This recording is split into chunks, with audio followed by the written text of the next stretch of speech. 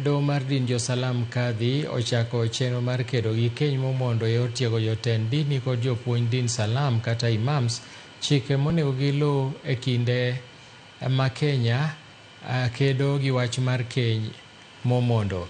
Maeri en ageta makende mar neno ni oteg lweny mar rito ratich nyithindo kaachiel gi riwo oganda duto e yo makare. Kata obedo ni jolony pod opogore e paro e wi hika jogo eko ma bende owinjore oter e keny e kind 15 gi 21, apis mar doho mar Kadhi to pod ochung' kar tiende ni onge keny mowinjore tim ne nyathi manyako manie bwo higni 18. Tiegruok ma kama gikone dhi konyo jotelo e yango pogruok e kind timbe manyalo rocho ratich nyithindo kaachiel gi geng'o dhi ataro mar chike.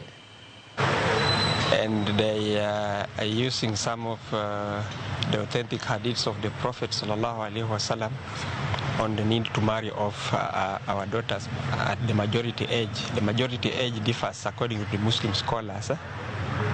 And there are those that say 15, there are those that say 17.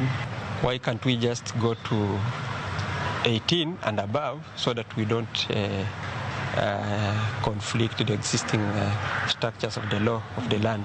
Matiene nitie mana jomoko man gi interest e kendi kae samoro dwaro kendo nyathi moro nikech nyathi cha odhi kende ng'at man gi mwandu moro to nyalo kende nyathi moro osegol passport idwa tere maju pinje maoko. Koro mago interest ma ji timo mana kaka gidwaro. Koro higni wasewinjore niya ok onego kend nyathi e piny mar higa 18 kadhi piny. Mano ok ber. Ng'eny gi bende wacho ni onego kende 25 nikech ng'at ma kata kodhi nyuol koro nyuol kosetegno koro nyalo kata push nyathi mondo nyathi owuog maber. Kendo kothin kende gi 10 higa 8 koyudo ich to dhi nyuol nang' teno nyaka dhi mana e pala.